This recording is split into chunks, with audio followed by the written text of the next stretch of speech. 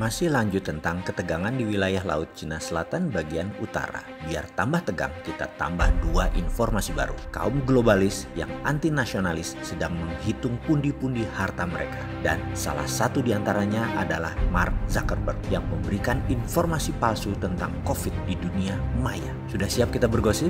Makin digosok makin sip. Bagi kaum globalis adalah kaum yang dibenci Bung Karno ini. Bagi mereka, negara atau state itu less important. Negara itu kurang begitu penting. Paspor mereka bisa saja hijau berlambang Garuda. Tinggal mereka, rumah mereka di Singapura. Pabrik mereka di Australia.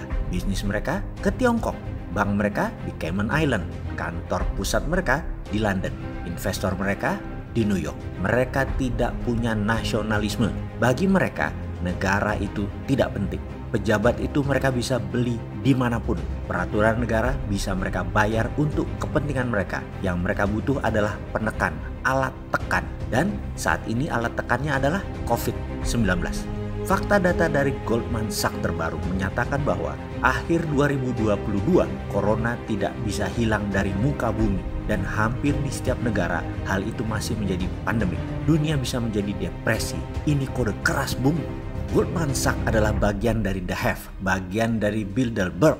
Sekedar catatan sebelum kita lanjutkan informasinya agar sama persepsinya. Resesi adalah reses, bahasa Latin dari istirahat. Jadi kalau corona berdampak membuat 3 bulan aktivitas ekonomi menurun tinggal 20% misalnya, itu ekonomi dalam keadaan reses, dalam keadaan istirahat, dalam keadaan resesi. Efek resesi yang tidak terkendali adalah naiknya inflasi. Saat ini semua masih terjaga, masih aman. Dalam 2 bulan ke depan, kalau corona teratasi, ekonomi Indonesia masih dikatakan dalam keadaan resesi pada saat ini. Apa yang terjadi kalau corona menjadi 9 bulan dari sekarang baru selesai? Baru November akhir tahun 2020 selesainya. Maka ekonomi resesi tadi pasti jadi depresi, tekanan berat. Dan kalau sudah menjalar sampai 2 tahun bisa jadi Great Depression. Maka untuk keluar dari Great Depression, jurusnya pasti baru dalam tanda petik. Itulah the new normal. New normal inilah yang akan menjalankan ekonomi ke depan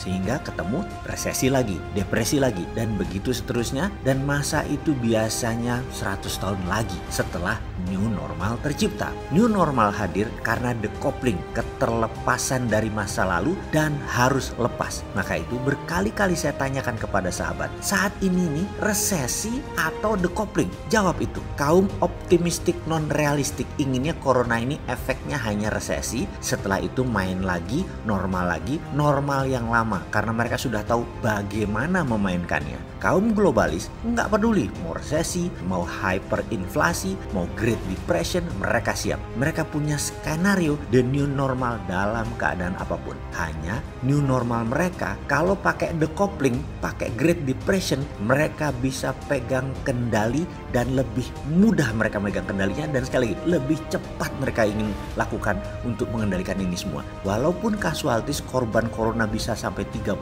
juta manusia di dunia ini, mereka tidak peduli. Kembali ke informasi di awal tentang ketegangan militer di Laut Cina Selatan bagian utara. Kaum nasionalis akan sangat peduli dengan urusan demikian. Catatan sekali lagi, Trump itu nasionalis Amerika, the Bilderberg itu globalis. Oligarki Indonesia itu globalis, tidak nasionalis mereka itu. Bosman, nah ini baru nasionalis. Karena itu ketika para senior di istana mendidik kaum milenial istana diajari oligarki, agar bisa jadi oligarki milenial, kita mengkelap ngamuk pol, kita ancuk-ancukin mereka. Karena globalis itu oportunis, yang penting dapat duit, yang penting ekonomi muter, yang penting dapat cuan. Walaupun uang dari bencana nasional COVID, mereka asik-asik aja, tak bersalah, tak merasa dosa. Negara less important, rakyat less important, tetapi jabatan itu penting, posisi itu penting, harta itu penting, propaganda demi terlihat bagus itu penting, fakta bisa diatur.